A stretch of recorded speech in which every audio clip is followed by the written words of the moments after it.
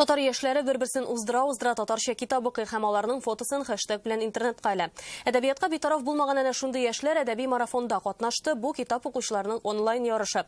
Ул Казанда 4-нче тапкыр үткәрелә. Балалар кайсы татар әдипләрен аеруча үз итә? Гөлназ Гыйниятова ачыклады.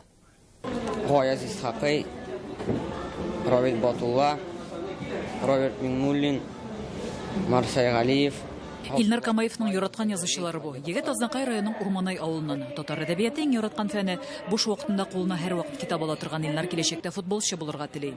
Футболистның да акыллы, телле булуы һәм дөрес дөньяны күрү бик мөһим. Тукай районы Калмый авылыннан Энҗигали Әхмәтова китапханәдә эшли. Бүген ул актив укучысы белән килгән. Китап барыбер кирәк, укучылар бар булыр дип ышанып калабыз. Зифан Кадырованың, Айгөл Әхмәтгалиеваның, Зинфира Исламованың китапларын укырга бик нык яратам. Марафонга бу юлы балалар кушылды. Җәйге каникуллар вакытында социаль челтәрләрдә алар үзләре укыган татар китабыннан үзек куеп, әдәби марафон хэштегы белән билгеләргә тиеш булган. Марафон 21 көн дәвам итә. Үзеңдә яхшы гадәтләр бәйләү. Яхшы гадәт ул татар китаплары уку, китап уку һәм үзеңнең белемеңне арттыру, күзаллауны киңәйтү. Әлеге марафон безгә дә канат куя, илһам бирә ди әдипләр. Мин бик шат, менә хәзер бүген кайтып, яңа бер хикәя, яңа шигырь, яңа бер язмамны язып куям икән.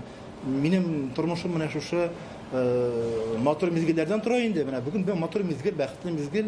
Әдәби марафон җиңүчеләренә иң тәмле бүләк ул яңа табадан төшкән китап. Киләчәктә катнашучылар тагында күбрәк булыр дип ышаналар. Оештыручыларның максатыны Россия күләмендә түгел, бөтен дөнья дәрәҗәсенә чыгару.